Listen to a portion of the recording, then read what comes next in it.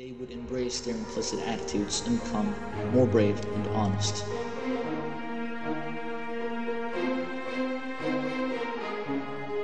So there you have it, the video series is finally done. I hope I've managed to convert you to the idea that racism is indeed natural. I've been working on this series for the last 4.5 months and it's finally complete. I did some math and realized that in these 4 months, I've spent every minute of 7 days in my own life in order to put the idea of this video series in creation and now finally presentable to the world. Before going off enjoying my life, taking a well-deserved and long vacation, I'd like to thank you guys, the audience, for watching. I'd like to thank you for your time and for your appreciation of the series. Thank you. We have walked a long scientific journey together in this series, and I hope you have enjoyed it as much as I have. During this journey, I've increased my what was then 700 subscribers into 1,300 subscribers. I'm of course very glad that so many wanted to come along and join in during this journey. I'd also like to dedicate this series to my grandfather, who passed away during this time. As the segment of the genetic similarity theory noted, "You live on in me, I have your characteristics, and I will be your representative on this earth, and do the utmost to honor you." On a more happy note, I'll end with a few words to my audience. And the words are, live a long and prosperous life.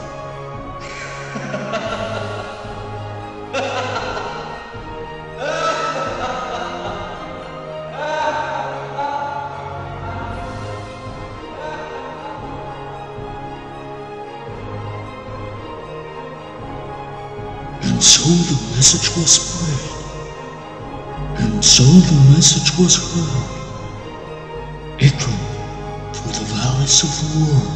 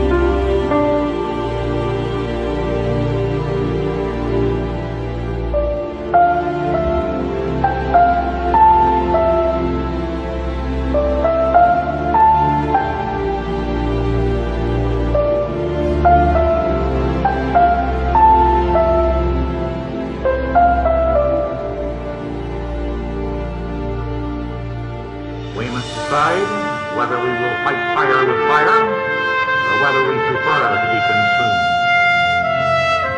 We are the most patient, the most long-suffering, the most generous of peoples.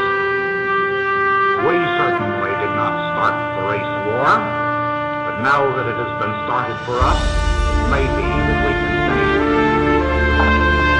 The instinct of racial loyalty lies deep in men, though it may be crushed over the sophistical labyrinth, although it may seem to have disappeared under the powder of words sprinkled over it, it remains dormant in the flesh, and it will awaken when that trust is broken.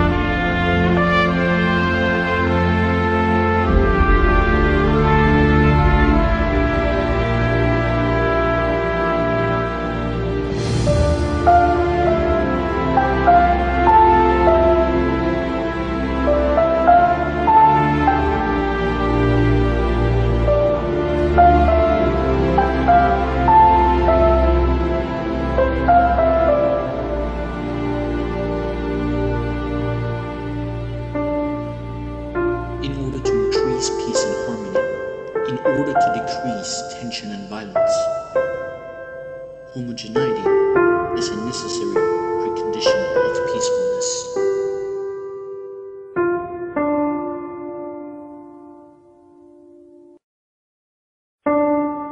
Working together in a whole gigantic society, that doesn't mean 6 billion people as one. When you get to 6 billion people, how can 6 billion people possibly work together? How can you possibly work for that and not feel like a fucking ant? People say ants do it, ants live in society, ants build colonies. We're not the only species that does it. Ants do it. Well, I don't want to be a fucking ant. It's okay what we are. Everything that you are